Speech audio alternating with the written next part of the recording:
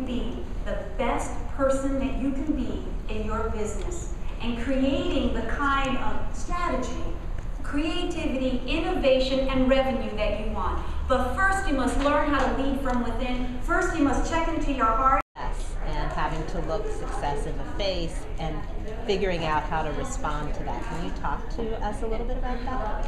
Absolutely. As you know from my story that I had success, I was on the borderline of success. And then what I did was I jeopardized it. I had an opportunity to have a one-woman show in New York, and my work was going to be shown.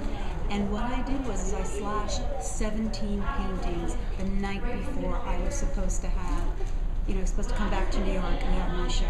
Now you might be asking, what do you do? The truth is, I wasn't ready for success. I was ashamed about who I was. I was scared that people would know that I was homeless and orphaned. I was scared that you would see my pain and my agony on my canvases, and I wasn't prepared.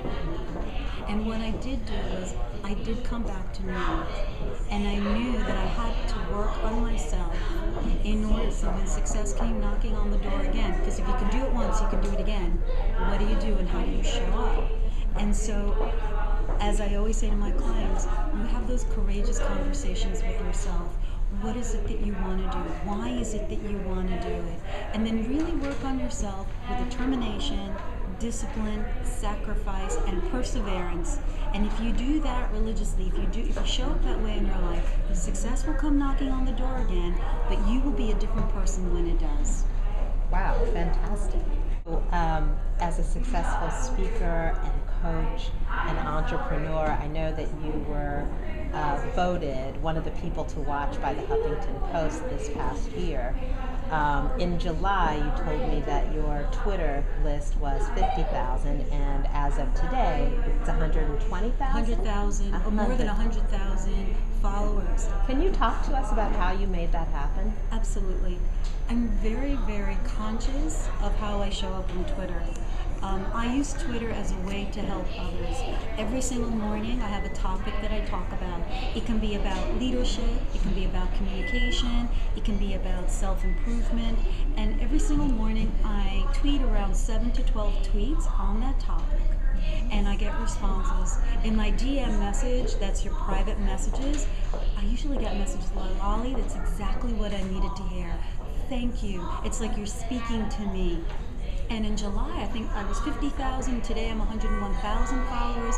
And the reason is because I connect, I care, and I really help people when they DM me and say, Lolly, what do you think I should do in my business? I actually answer them. I actually guide them. I take it very seriously. If someone takes themselves seriously, I take them seriously. And so by giving, I'm getting an enormous amount back.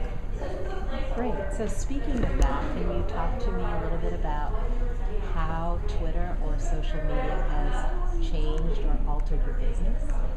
It used to be that my business was going out to a client, speaking, workshops. I was traveling every 3 weeks and giving workshops. Today, in the past 2 years, my business has completely changed. 95% of my business comes from Twitter. And interestingly enough, you can have a 7-figure business by being on Twitter. Because what happens is that when you have a client and you're able to have results, right? Then they tell the other person, they go, oh, you weren't here 6 months ago, you weren't here 8 months ago. How did you get that quickly from where you wanted to be or where you are to where you want to be? And then they go, well, I'm working with, my success coach, Lolly Daskal, and it's a word of mouth, and it's been amazing. I'm doing a lot of stealth work, meaning that the people that I work with don't want other people to know that I'm working. I'm working with someone in Hollywood, some entertainers, some music, some real estate, some really interesting clients. Okay. I'm very proud of them. They're learning all how to lead from within, number one. And then they're learning how to be leaders in their business and how to show up every single day in their business as a leader. It's really wonderful. That's great. Come on, Carla. Just one last question. What advice would you give to an entrepreneur who has done the work and wants to lead a heart-centered or start a heart-centered business and just doesn't know where to start? What would you suggest for them? Actually, it's in your words, exactly what you said. Where do you start? In the heart.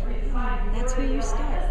It's tapping into what is it that you really want and who you really are. Not what anybody tells you that you are. Not what your mother, your husband, your partner, your children, what everybody has expectations about who you can be. But the truth is, who are you really? What is it that you love? Even if it's, someone wanted you to be a doctor, but you really want to be that baker. Like I have a little company called Lolly Cookies. I love, and actually it has inspirational messages.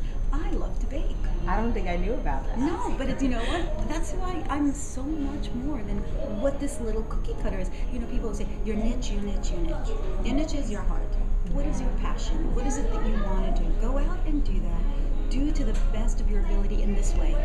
Being of service to others. When you are of service to others, it comes back in tenfold. That's how I show up every single morning. Who can I help today? How can I help them? What can I make a difference in their lives? And by doing that with others, your life changes.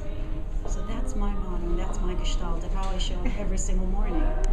Fantastic. Well, thank you so much for sharing that with us. And Thank you. we're so excited that you were here with us. And just by the way, it's an honor to be sitting here with you because I am a very big fan of yours too. So thank you, Carla. Thank you. Thank